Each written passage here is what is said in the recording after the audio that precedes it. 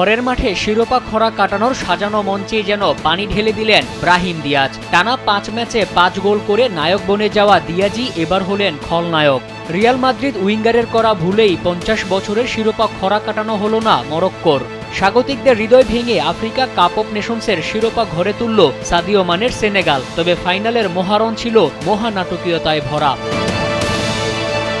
ম্যাচের যোগ করা সময়ের ৯৮তম মিনিটে ব্রাহিম দিয়াজ ফাউলের শিকার হলে পেনাল্টির সিদ্ধান্ত দেন রেফারি। এমন সিদ্ধান্ত মানতে না পেরে সবাইকে মাঠ থেকে বেরিয়ে যাওয়ার নির্দেশ দেন সেনেগাল কোচ পাপে থিয়াও।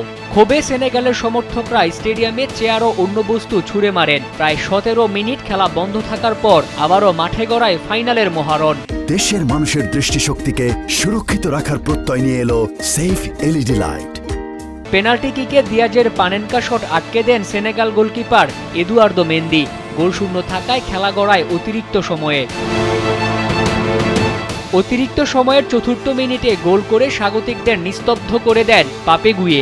ভিয়ারিয়াল মিডফিল্ডারের করা একমাত্র গোলে ২০২১ সালের পর আবারও আফকন চ্যাম্পিয়ন হয় তেরেঙ্গার সিংহরা। অন্যদিকে ১৯৭৬ সালে সর্বশেষ শিরোপার স্বাদ পাওয়া মরক্কোর অপেক্ষা আরও দীর্ঘ হয়ে থাকল।